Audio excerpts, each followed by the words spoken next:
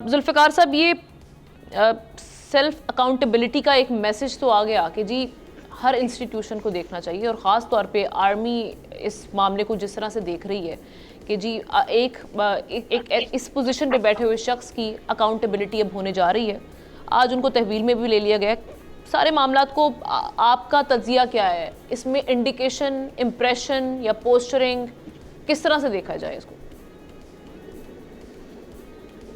دیکھیں، سب سے پہلے تو بہت سے لوگوں سے ہم نے بات کی، لوگوں کو بہت اس بات پہ اطمینان ہے کہ آرمی نے ایک میسج دیا ہے کہ احتساب، ہم مبرہ نہیں ہیں احتساب سے۔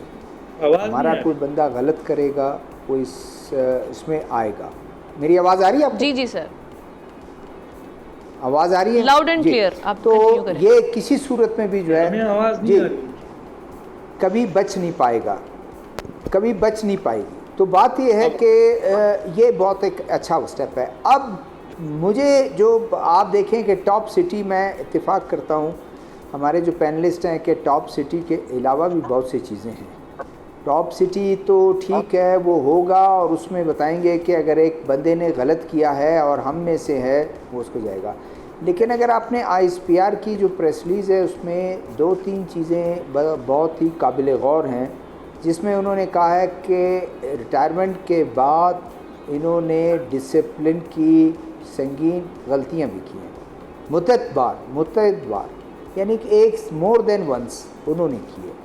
اب اس میں بھی بہت سی چیزیں آئیں گی، اور یہ احتساب بیورو نہیں ہے، نیشنل اکاؤنٹیبلٹی بیورو نہیں ہے، یہ صوبے کے جو اینٹی کرپشن ڈپارٹمنٹ وہ نہیں ہے، یہ کوئی اور ادارہ نہیں ہے کہ وہ اس میں کرتے کرتے درمیان میں پولیس جو ہے وہ کچھ چیزیں وہ نہ کریں اور اس کے بعد وہ انفلوئنس ہو جائے، یہ ہو جائے، یہ نہیں۔ میرا اپنا خیال یہ ہے کہ بہت کچھ پہلے سے ایویڈنس کلیکٹ کیا جا چکا ہے، اور اس کے بعد انہوں نے اس پہ ہاتھ ڈالا کہ کل کو کوئی یہ نہ کہے کہ خود ان کے عزیز رشتہ دار ریٹائرڈ جو فوج کے لوگ ہیں وہ نہ کہیں کہ یہ غلط ہو رہا ہے، یہ پولیٹیکل بنیاد پر ہو رہا ہے، یہ کسی اور اس کو سزا دی جا رہی ہے کسی چیز کی۔ نہیں، بہت کچھ ان کے ہاتھ میں آ گیا ہے، اور ان چیزوں کو شاید ابھی عیاں نہیں کیا۔ ان کو صرف کہا گیا ہے کہ ٹاپ سٹی جو ہے وہ ہاؤسنگ اسکیم ہے، اس کی میں ہوگا، اس میں کیا ہوتا ہے کیا نہیں ہوتا ہے۔ پھر ایک طریقہ کار ہے فوج کا، الگ میٹرز میں بھی معاملات تھے اور وہ چیزیں آگے آ کے سامنے آئیں گی۔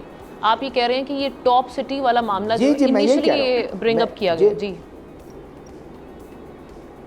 نہیں، میرا تو بالکل میرا یہ یقین ہے کہ ٹاپ سٹی کے علاوہ بہت سا ایویڈنس ان کے پاس ہے، اسی لیے انہوں نے ہاتھ ڈالا ہے، ورنہ وہ ویسے کہہ دیتے کہ آپ یہیں رہیں، پاکستان میں رہیں، کہیں آپ جائیں گے نہیں، ہم انکوائری کر رہے ہیں۔ انکوائری بہت عرصے سے چل رہی تھی، اگر آپ دیکھیں مختلف ٹی وی چینلز پر، ایون ریٹائرڈ فوج کے لوگ آئے ہیں، انہوں نے بھی اپنے بیان دیے ہیں، سیاستدان نے بھی دیے ہیں، صحافی، اینکر پرسن، انہوں نے بھی اپنے بیان دیے ہیں۔ تو اس میں بہت سے لوگوں کا خیال ہے کہ بہت پہلے سے یہ انکوائری چل رہی تھی، اور شاید ایک آدھ اخبار نے چھاپا بھی ہے کچھ دن پہلے کہ جی انکوائری اور یہ سارا کچھ۔ تو وہ انکوائری ان کے پاس ایویڈنس اینف آ گیا ہے، اس کے بعد انہوں نے ہاتھ ڈالا، اور اس کے بعد یہ سزا ضرور ہوگی۔